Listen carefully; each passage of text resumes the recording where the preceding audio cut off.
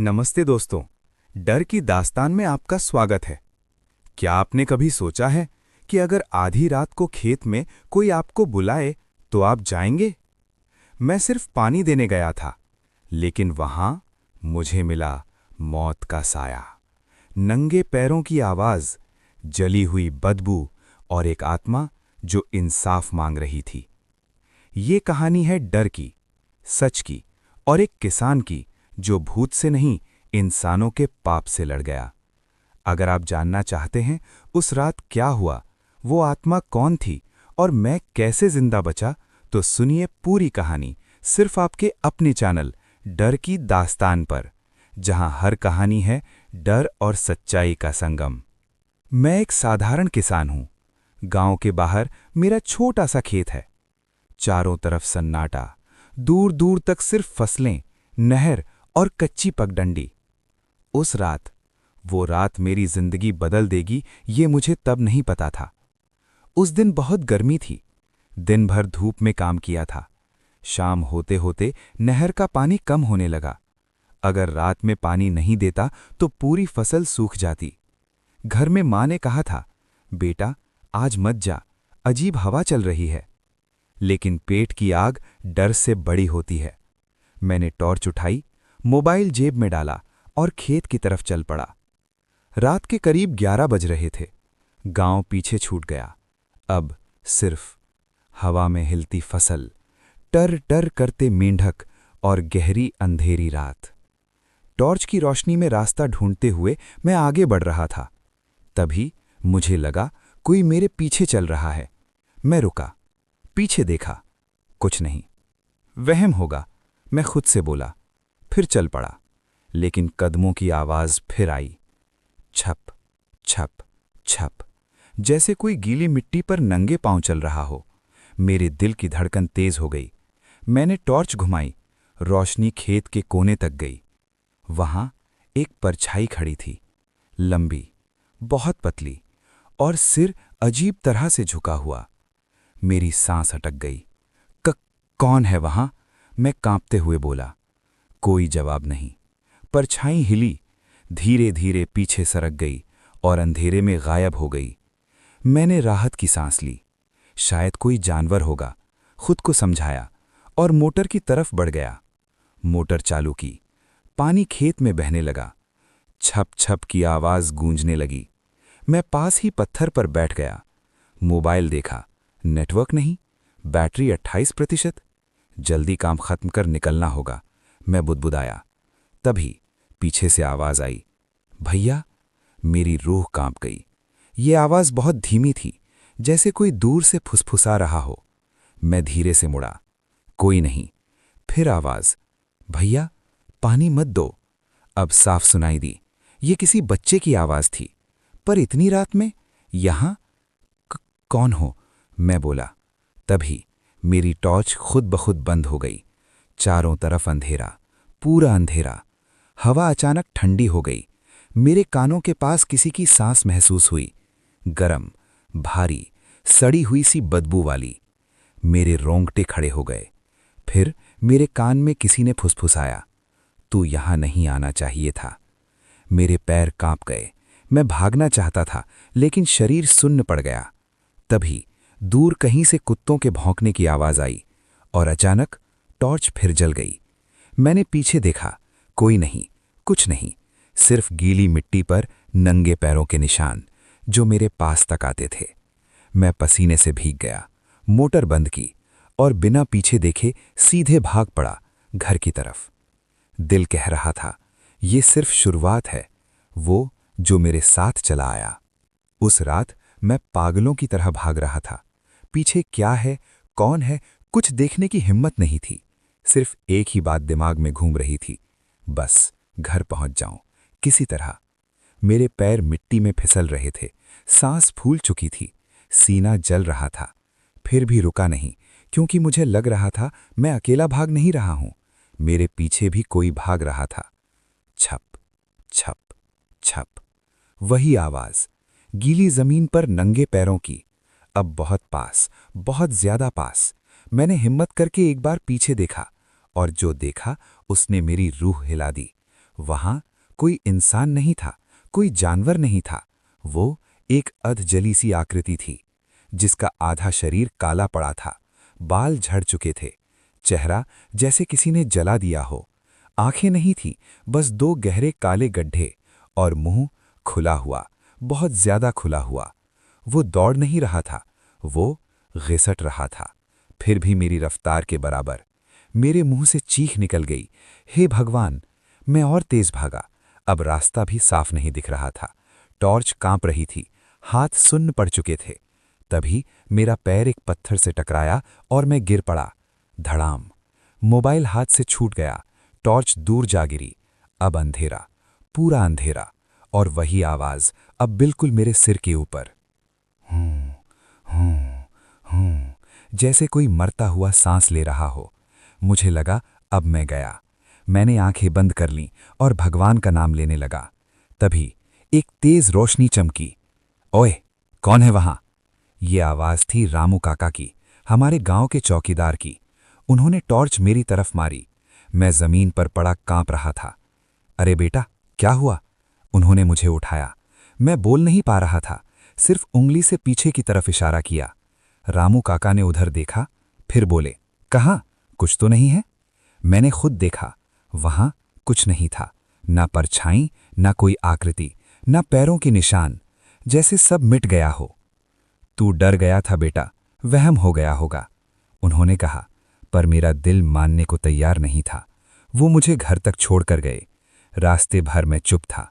घर पहुंचकर मां ने मुझे देखा तो घबरा गई। अरे, ये हालत कैसे हो गई? मैंने सब बताया, हर बात, हर आवाज, हर साया। मां का चेहरा पीला पड़ गया। वो धीरे से बोली, बेटा, वो खेत ठीक नहीं है। मैं चौंक गया। मतलब? मां बोली, तेरे पैदा होने से पहले वहां एक लड़का जला था। मेरे हाथ कांपने लगे। जला था? कैसे? मां ने कहा, करीब 20 साल पहले एक गरीब किसान का बेटा रात में पानी देने गया था। मोटर में शॉर्ट सर्किट हुआ और वो जिंदा जल गया। मेरे कानों में सीटी बजने लगी। वही जगह, वही समय, वही रात। मां आगे बोली, लोग कहते हैं उसकी आत्मा अभी भी वहां भटकती है। जो भी रात में अकेला जाता है वो उसके पीछे लग जाती है। मेरी नींद उड़ गई। तो वो वही था? मां ने कुछ नहीं कहा, बस मेरे सिर पर हाथ रख दिया। उस रात मैं सो नहीं पाया।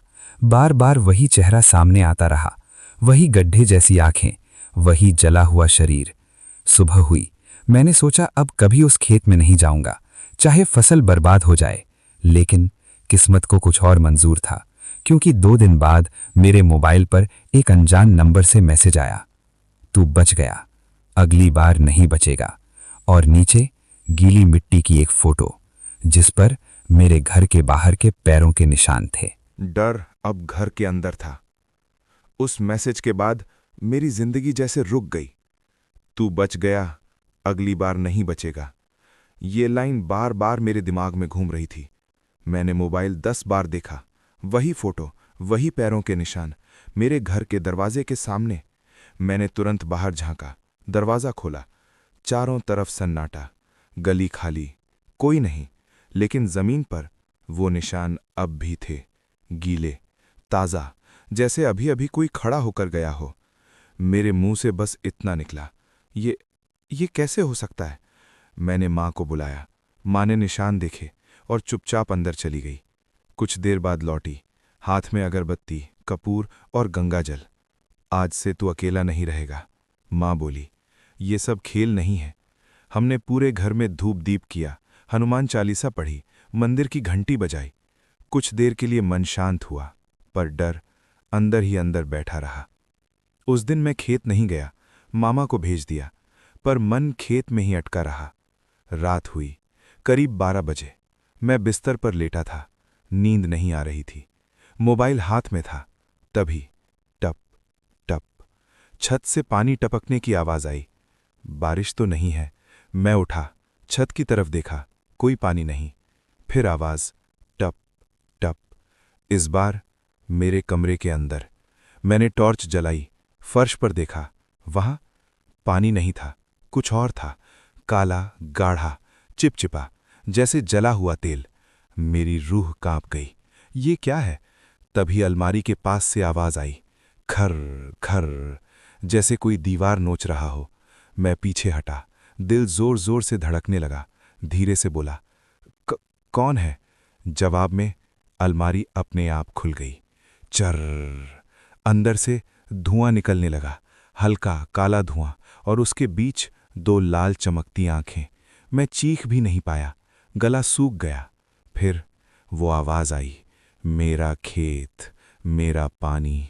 वही आवाज, जली हुई, भरी हुई, डरावनी। मेरे हाथ पैर ठंडे पड़ गए। मैंने कुछ नहीं किया, मैं रोते हुए बोला। अचानक सब शांत, धुआं गायब, अलमारी बंद, कमरा पहले जैसा, जैसे कुछ हुआ ही नहीं। मैं वहीं बैठ गया, सुबह तक। आंखों में नींद नहीं। सुबह होते ही मैं सीधा रामू काका के पास गया, सब बताया। वो गंभीर हो गए, कुछ देर चुप रहे, फिर बोले, बेटा, ये आत्मा तुझसे कुछ चाहती है। क्या? मैंने पूछा। काका बोले, 20 साल पहले जब वो लड़का जला था, उसकी मोटर, उसकी जमीन, उसका पानी, सब किसी और ने हथिया लिया था। उसे इंसाफ नहीं मिला। मेरे शरीर में सिहरन दौड़ गई। तो वो बदला लेना चाहता है? काका ने सिर हिलाया। हाँ, और शायद तुझसे मदद। मुझसे क्यों? काका ने कहा, क्योंकि तू ही पहला है जो बचकर लौटा है। उस दिन पहली बार मुझे लगा, ये सिर्फ डर की कहानी नहीं, ये किसी अधूरी आत्मा की पुकार है। और अब मैं इसमें फंस चुका था। 20 साल पुराना सच। रामू काका की बात सुनने के बाद मेरे अंदर डर से ज्यादा बेचैनी थी। अगर वो आत्मा सच में इंसाफ चाहती थी तो मुझे सच जानना ही था। अगले दिन सुबह मैं काका के साथ गांव के सबसे पुराने आदमी के पास गया, हरिहर बाबा। उम्र करीब 90 साल, आंखें कमजोर, लेकिन याददाश्त आज भी तेज। बाबा हमें देखकर बोले, तू ही है ना जिसे वो दिखा? मैं सन्न रह गया। आपको कैसे पता? बाबा हंसे। वो जिसको चुनता है उसे छोड़ता नहीं। हमने उन्हें सब बताया, मैसेज, निशान, अलमारी, आवाज। बाबा चुपचाप सुनते रहे, फिर गहरी सांस ली। उसका नाम था मोहन। मेरा दिल धक से रह गया। अब उस भूत का नाम भी था। बाबा बोले, मोहन गरीब था पर मेहनती। उसका खेत सबसे हरा भरा रहता था, लेकिन गांव के बड़े जमींदार शिवनाथ सिंह की नज़र उस पर थी। वो खेत हड़पना चाहता था। मैंने पूछा, फिर? बाबा की आवाज भारी हो गई। एक रात शिवनाथ ने जानबूझकर मोटर में करंट छोड़ दिया। जैसे ही मोहन चालू करने गया, वो जिंदा जल गया। मेरे पैरों तले जमीन खिसक गई। मतलब ये हादसा नहीं था? नहीं बेटा, ये हत्या थी, लेकिन सबूत नहीं था। पैसा और ताकत के आगे सच दब गया। मोहन का परिवार गांव छोड़ गया और उसकी आत्मा यहीं अटक गई। मेरी आंखें भर आईं। तो वो मुझसे क्या चाहता है? बाबा बोले, वो चाहता है कि सच बाहर आए, कि सब जाने कि उसका कत्ल हुआ था। और सबसे बड़ी बात, बाबा रुके, शिवनाथ का बेटा आज भी वही खेत संभालता है। मेरा दिल तेज धड़कने लगा। कौन? विक्रम सिंह। मैं सन्न। विक्रम सिंह, वही आदमी जो आज हमारे इलाके का सबसे बड़ा किसान था और जिसकी मोटर से मेरा खेत जुड़ा था। मतलब मैं उसी लाइन से पानी लेता था। अब सब जुड़ रहा था। घर लौटते समय मेरे दिमाग में बस एक ही सवाल, क्या मैं ये सच सबके सामने ला पाऊंगा? रात को फिर सपना आया। मैं खेत में खड़ा था, चारों तरफ आग, फसल जल रही थी, आसमान लाल था, बीच में मोहन खड़ा था, पूरा जला हुआ, लेकिन इस बार उसकी आंखों में आंसू थे। वो बोला, मदद कर, वरना तू भी मेरे जैसा बन जाएगा। मैं हड़बड़ा कर उठा, पसीने से भीगा हुआ। मोबाइल देखा, 2:13 AM, और उसी समय एक और मैसेज आया, कल रात खेत पर आ, सच दिखाऊंगा। नीचे लोकेशन, वही पुरानी मोटर। मेरे हाथ कांप गए। जाऊं न जाऊं? अगर गया तो शायद वापस ना आऊं, लेकिन अगर नहीं गया तो ये सब कभी खत्म नहीं होगा। मैंने तय कर लिया, मैं जाऊंगा, चाहे जो हो। उस रात का बुलावा, उस मैसेज के बाद मेरी नींद पूरी तरह उड़ चुकी थी। कल रात खेत पर आ, सच दिखाऊंगा। ये लाइन जैसे मेरे दिमाग में आग लगा रही थी। पूरा दिन मैं खेत में गया ही नहीं, काम में मन नहीं लगा। हर आवाज पर चौंक जाता। माँ ने पूछा, क्या बात है बेटा? मैंने कुछ नहीं बताया। उसे डराना नहीं चाहता था, लेकिन अंदर ही अंदर मुझे लग रहा था, आज की रात या तो सब खत्म होगा या मैं। रात के 10 बजे मैंने चुपचाप घर छोड़ा। जेब में मोबाइल, टॉर्च, हनुमान जी का छोटा सा लॉकेट और हिम्मत थोड़ी सी।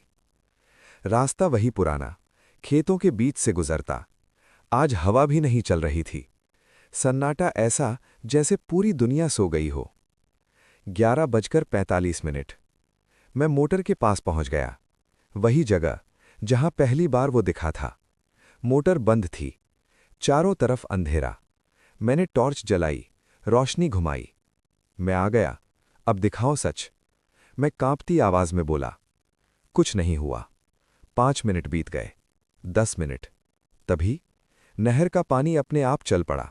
छप छप छप। मोटर बिना चालू किए घूमने लगी। मेरी सांस अटक गई। ये कैसे? फिर जमीन हिलने लगी, हल्का हल्का, जैसे नीचे कुछ चल रहा हो। मेरे पैरों के पास मिट्टी फटने लगी। और फिर वो बाहर आया। मोहन। इस बार वो पहले से ज्यादा साफ दिख रहा था। आधा जला हुआ, आधा सामान्य, जैसे दो दुनिया के बीच फंसा हो। उसकी आंखों से आंसू बह रहे थे, काले आंसू।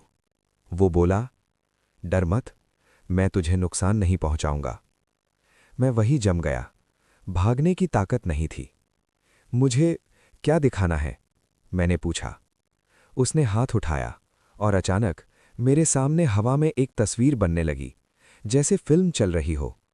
मैंने देखा, 20 साल पहले की रात, वही खेत, वही मोटर, लेकिन सब नया। मोहन जिंदा था, हंसता हुआ, गाना गुनगुनाता हुआ। वो मोटर चालू करने झुका, तभी पीछे से विक्रम का पिता शिवनाथ आया, हाथ में तार। उसने तार पानी में फेंक दिया और चिल्लाया, अब ये खेत मेरा। अगले पल तेज करंट, चमक, चीख। मोहन जलने लगा, चिल्लाने लगा, मदद मांगने लगा, लेकिन कोई नहीं आया। वो वहीं तड़प तड़प कर मर गया। मैं घुटनों पर गिर पड़ा। मेरी आंखों से आंसू बहने लगे। हे भगवान! दृश्य खत्म हुआ। मैं फिर खेत में था, मोहन सामने खड़ा। अब समझा? वो बोला। मैंने सिर हिलाया। हाँ, तुम्हें इंसाफ नहीं मिला। वो रो पड़ा। मैं बस चाहता हूं सबको सच पता चले, और विक्रम को भी। वो भी अपने बाप जैसा बन गया है। मेरे दिल में आग लग गई। मैं सबको बताऊंगा, पुलिस को, मीडिया को। तभी पीछे से ताली की आवाज आई। Clap clap clap. एक भारी आवाज बोली, बहुत बढ़िया कहानी है। मैं पीछे मुड़ा और मेरा खून जम गया। वहां विक्रम सिंह खड़ा था, हाथ में बंदूक और चेहरे पर जहरीली मुस्कान। मौत सामने खड़ी थी। जैसे ही मैंने विक्रम को देखा, मेरे पैरों तले जमीन खिसक गई। हाथ में बंदूक, आंखों में नफरत और चेहरे पर वो मुस्कान जो मौत से पहले दिखती है। तो तू है वो? विक्रम बोला, जो मेरी जमीन में भूत प्रेत ढूंढ रहा है। मैं कुछ नहीं बोल पाया, गला सूख गया था। उसने बंदूक मेरी तरफ तानी। बहुत ज्यादा जान गया है तू, अब जिंदा नहीं रहेगा। मेरे दिमाग में मां का चेहरा आया। घर, जिंदगी, सब खत्म होता दिखा। तभी मोहन मेरे सामने आ गया, जैसे दीवार बनकर। विक्रम चिल्लाया, हट सामने से। उसने गोली चलाई, धाएं। लेकिन गोली हवा में ही रुक गई, जैसे किसी अदृश्य दीवार से टकराई हो और जमीन पर गिर गई। विक्रम की आंखें फैल गईं। ये क्या है? मोहन की आवाज गूंजी, अब मेरी बारी है। चारों तरफ तेज हवा चलने लगी, फसल लहराने लगी, मिट्टी उड़ने लगी। विक्रम पीछे हटने लगा।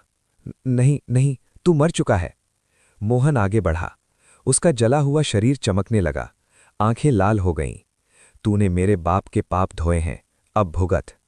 विक्रम चिल्लाने लगा। उसके पैरों के नीचे जमीन धंसने लगी, जैसे कीचड़ बन गई हो। मुझे माफ कर दे। वो रोने लगा। मैं चिल्लाया, मोहन मत मारो उसे। दोनों मेरी तरफ मुड़े। अगर तू उसे मार देगा तो तू भी मुक्त नहीं हो पाएगा। मोहन ठिठक गया। मैं आगे बढ़ा, डरते हुए। तुम्हें इंसाफ चाहिए, खून नहीं। कुछ पल की खामोशी। फिर मोहन की आंखों से काले आंसू गिरने लगे। सच? वो बोला। हाँ, मैंने कहा। मैं सबको सच बताऊंगा, तुझे न्याय दिलाऊंगा। मोहन ने हाथ नीचे कर लिया। हवा शांत हो गई, जमीन सामान्य।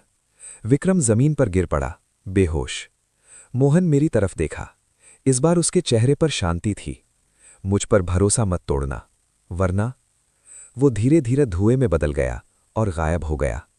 मैं वहीं बैठ गया, पूरी तरह टूट चुका था। सुबह होते ही मैं सीधे पुलिस स्टेशन गया। सब बताया, सबूत दिए, लोकेशन, मैसेज, रिकॉर्डिंग। हाँ, मैंने उस रात सब रिकॉर्ड कर लिया था। मोबाइल चालू था। पुलिस ने केस खोला, पुराना रिकॉर्ड निकाला। शिवनाथ का नाम फिर सामने आया। विक्रम गिरफ्तार हुआ। पूरा गांव हिल गया। लोगों को सच पता चला। मोहन की आत्मा की कहानी, हत्या, जमीन हड़पना, सब। कुछ दिन बाद मैं फिर खेत गया, दिन में, डरते हुए। वहां एक छोटा सा फूल खिला था, ठीक उसी जगह जहां मोहन मरा था।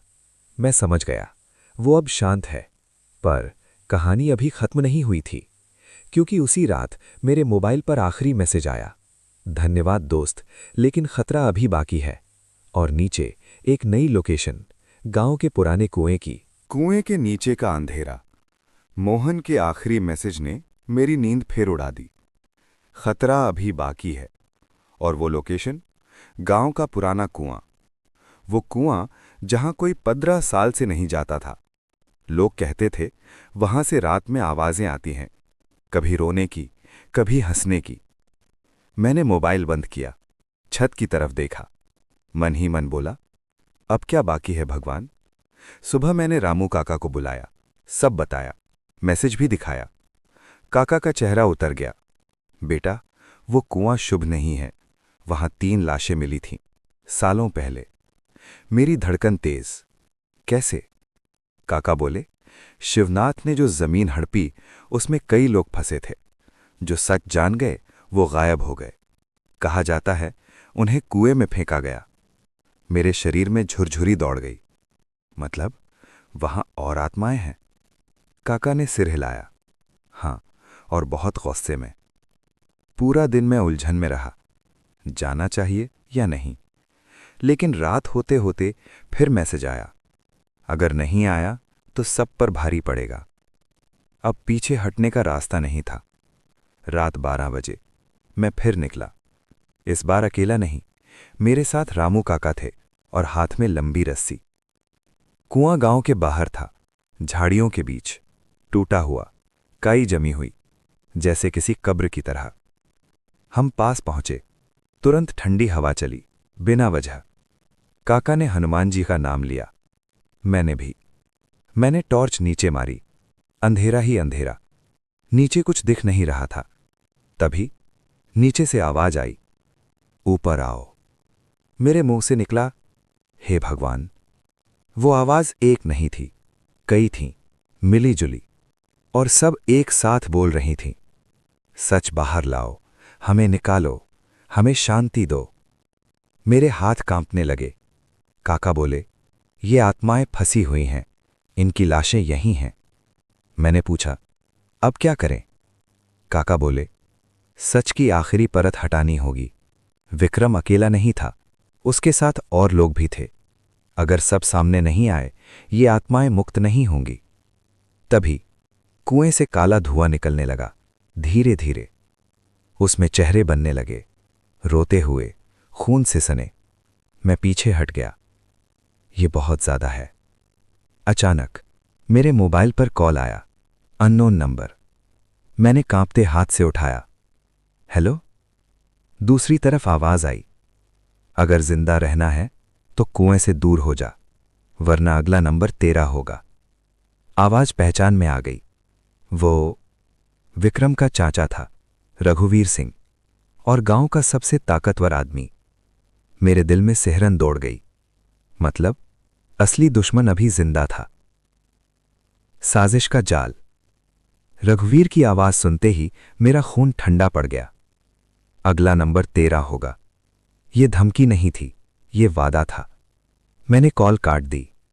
काका मेरी तरफ देख रहे थे। क्या हुआ? मैंने सब बताया। काका गहरी सांस लेकर बोले, अब समझ आया इतने साल तक कोई क्यों नहीं बोला। रघुवीर सबको चुप कराता रहा। तभी कुएं से फिर आवाज आई, डर मत, हम तेरे साथ हैं। मुझे लगा जैसे मोहन भी कहीं आसपास है। हम दोनों वहां से लौट आए। खुले में रहना खतरा था। अगले दिन सुबह पूरा गांव हलचल में था। खबर फैली, रघुवीर ने पंचायत बुलाई है। सच और अफवाहें खत्म करनी हैं, ऐसा उसने कहा। मुझे पता था ये जाल है, फिर भी मैं गया। पंचायत चौपाल पर लगी थी। भीड़, नेता, पुलिस वाला भी। रघुवीर सफेद कपड़ों में, चेहरा शांत, आंखें जहरीली। वो बोला, ये लड़का गांव में डर फैला रहा है, भूत प्रेत की बातें, हमारी इज्जत खराब कर रहा है। सब मेरी तरफ देखने लगे। मैं खड़ा हुआ, दिल कांप रहा था, पर आवाज नहीं। ये सब झूठ नहीं है। मैं बोला, मेरे पास सबूत है। मैंने मोबाइल निकाला, वीडियो, रिकॉर्डिंग, मैसेज। भीड़ में फुसफुसाहट। रघुवीर मुस्कुराया, नकली है, आजकल सब एडिट हो जाता है। तभी हवा तेज चली, आसमान में बादल छा गए, दिन में अंधेरा। लोग डर गए। और फिर चौपाल के बीचों बीच पानी टपकने लगा, गीला, काला, वही जला हुआ तेल जैसा। जमीन से हाथ निकल आए, काले, सड़े हुए। लोग चीखने लगे, भागने लगे। 3 आकृतियां उभरी, कुएं वाली आत्माएं। उनके मुंह से एक साथ आवाज, झूठा, कातिल, गद्दार। रघुवीर पीछे हट गया। ये क्या है? मोहन की आवाज गूंजी, अब कोई नहीं बचेगा सच छुपाने वाला। भीड़ के सामने रघुवीर के चारों तरफ अंधेरा छा गया। उसने घुटनों पर गिरकर कहा, माफ कर दो, मैंने सब किया, शिवनाथ के साथ, सब मैंने प्लान किया। पूरा गांव सन्न, पुलिस ने तुरंत गिरफ्तार कर लिया, सब रिकॉर्ड हो गया। आत्माएं धीरे धीरे हल्की होने लगीं। उनके चेहरे शांत हो गए। मोहन ने मेरी तरफ देखा, मुस्कुराया। अब बस एक काम बाकी है, मेरी हड्डियां कुएं से बाहर निकाल और विधि से दफना, तभी हम पूरी तरह मुक्त होंगे। मेरे आंखों में आंसू आ गए। मैं करूंगा। अगले दिन पुलिस और गांव वालों के साथ कुएं की खुदाई हुई। 3 कंकाल और मोहन के जले हुए अवशेष। सबको शमशान में सम्मान के साथ दफनाया गया। पंडित ने पूजा कराई, हवन हुआ, मंत्र पढ़े गए। उस दिन हवा हल्की थी, साफ, शांत। मुझे लगा सब खत्म हो गया। लेकिन रात को आखिरी सपना आया। मोहन सफेद कपड़ों में, मुस्कुराता हुआ, धन्यवाद दोस्त, अब मैं मुक्त हूं। और धीरे धीरे रोशनी में बदल गया। मैं रो पड़ा, सुकून के आंसू। पर कहानी अभी पूरी नहीं थी, क्योंकि अब मेरी जिंदगी बदल चुकी थी। नई सुबह, पुराना साया। मोहन के जाने के बाद गांव जैसे बदल गया। जहां पहले डर था, अब शांति थी। लोग रात को बाहर बैठने लगे, बच्चे देर तक खेलने लगे। कुएं के पास अब दिया जलता था। रघुवीर जेल में था, विक्रम पहले से अंदर। शिवनाथ का नाम अब इतिहास बन चुका था। और मैं फिर से किसान बन गया, साधारण, मेहनती, शांत। खेत फिर हरे होने लगे, पानी सही मिलने लगा, फसल अच्छी हुई। लोग कहते, तेरे खेत में भगवान की कृपा है। पर मैं जानता था, ये मोहन की दुआ थी। कुछ महीने बीत गए, सब सामान्य लगने लगा। फिर एक रात वो सपना फिर आया। मैं उसी खेत में खड़ा था, लेकिन इस बार आग नहीं थी, अंधेरा नहीं था, चांदनी थी। मोहन सामने आया, मुस्कुराता हुआ, शांत। डर मत, मैं वापस नहीं आया। तो मैंने पूछा, चेतावनी देने। मेरे दिल की धड़कन तेज। किस बात की? मोहन की आवाज गंभीर हो गई। जहां अन्याय हुआ है, वहां अंधेरा दोबारा आ सकता है। इंसान ही सबसे बड़ा भूत होता है। मैं समझ गया, ये सिर्फ कहानी नहीं थी, सबक था। सुबह उठा तो मन भारी था। उसी दिन एक आदमी गांव आया, शहर से, कंपनी वाला। वो बोला, यहां फैक्ट्री बनेगी, खेत बिकेंगे, तुम्हें अच्छा पैसा मिलेगा। लोग खुश, मैं चुप। वो जमीन मोहन की भी थी। मुझे सपना याद आ गया। रात को मैं अकेला खेत में गया, उसी जगह। धीरे से बोला, अगर ये गलत है तो कोई निशान दे। हवा चली, फसल हिली, और मेरे पैरों के पास एक सफ़ेद फूल गिरा। वही फूल जो पहले भी उगा था। मैं समझ गया। अगले दिन मैंने मना कर दिया, मैं खेत नहीं बेचूंगा। धीरे धीरे और लोग भी मेरे साथ आ गए। फैक्ट्री रुक गई, गांव बच गया। लोग मुझे इज्जत देने लगे, पर मैं जानता था मैं अकेला नहीं था। एक रात फिर सपना आया। मोहन दूर खड़ा था, मुस्कुरा रहा था। अब तू मेरी तरह नहीं फंसेगा, तू दूसरों को बचाएगा। फिर वो रोशनी बनकर उड़ गया। मेरी आंख खुली, सीने में सुकून। मैं जिंदा था, आजाद था। लेकिन एक सवाल बाकी था, क्या सच में सब खत्म हो गया या अंधेरा बस सो रहा है? अंधेरे पर आखिरी जीत। समय धीरे धीरे आगे बढ़ने लगा। मेरी जिंदगी अब शांत थी। सुबह खेत, शाम घर, रात आराम। मोहन के बाद कोई डरावनी घटना नहीं हुई। गांव में अब लोग मुझे सच वाला किसान कहने लगे। मैं हंस देता, पर अंदर जानता था ये सब मेरी वजह से नहीं, ये उन आत्माओं की वजह से था जिन्हें इंसाफ मिला। 1 साल बीत गया। उस रात मैं खेत में अकेला बैठा था। पूर्णिमा की रात, पूरा चांद, ठंडी हवा। मैं मोटर के पास बैठा था, वही पुरानी जगह जहां से सब शुरू हुआ था। मन में आया, आज आखिरी बार यहीं बैठूं। तभी हवा रुक गई, पत्ते थम गए, कीड़े चुप हो गए, सन्नाटा। वैसा ही जैसा पहली रात था। मेरे दिल की धड़कन तेज, नहीं, अब नहीं। पीछे से हल्की आवाज, छप छप। वही कदमों की, नंगे पैरों की। मैं धीरे से बोला, मोहन। कोई जवाब नहीं। एक हल्की रोशनी सामने आई, धीरे धीरे बढ़ी, और उसमें से मोहन निकला। लेकिन इस बार वो जला हुआ नहीं था, पूरा सामान्य, साफ कपड़े, शांत चेहरा। वो मुस्कुराया, डर मत दोस्त, ये आखिरी मुलाकात है। मेरी आंखें भर आई। अब सब ठीक है ना? उसने सिर हिलाया। हाँ, अब कोई बंधन नहीं, तेरी वजह से। मैं बोला, मैंने तो बस सच बोला। मोहन हंसा, यही सबसे बड़ी ताकत है। फिर उसने आसमान की तरफ देखा, जहां हल्की रोशनी उतर रही थी। अब मेरा समय हो गया। मैं घबरा गया। तू फिर जाएगा? हाँ, हमेशा के लिए। हवा में खुशबू फैल गई, जैसे फूलों की। मोहन धीरे धीरे हल्का होने लगा। जाते जाते बोला, याद रखना, डर से मत भागना, सच का साथ देना। और वो रोशनी बनकर आसमान में विलीन हो गया। मैं देर तक वहीं बैठा रहा, चुप, शांत। उस रात के बाद कुछ भी अजीब नहीं हुआ।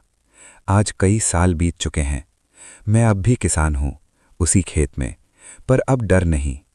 जब भी रात में पानी देने जाता हूं, मैं मुस्कुराकर कहता हूं, मोहन, देख रहा है ना? और हवा हल्की सी हिल जाती है, जैसे जवाब दे रही हो। अब मैं जान गया हूं, भूत प्रेत से ज्यादा डरावना अन्याय होता है, और उससे लड़ना ही असल बहादुरी है।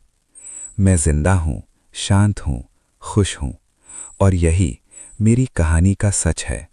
एक किसान की वो डरावनी रात, एक जली हुई आत्मा की सच्चाई, और इंसाफ की सबसे खौफनाक लड़ाई, जहां डर सिर्फ भूत से नहीं था, बल्कि इंसानों की दरिंदगी से था। इस कहानी में आपने देखा कैसे सच ने अंधेरे को हराया और कैसे एक आम किसान हीरो बन गया। अगर आपको ये कहानी पसंद आई, अगर आपको डर लगा, अगर दिल छू गया, तो ऐसे ही और खौफनाक किस्सों के लिए जुड़े रहिए डर की दास्तान के साथ, जहां हर कहानी होती है सच्ची, डरावनी और दिल दहला देने वाली। चैनल को सब्सक्राइब करें, वीडियो को लाइक करें और कमेंट में बताएं अगली कहानी कौन सी हो, क्योंकि डर की दुनिया यहीं से शुरू होती है, डर की दास्तान पर।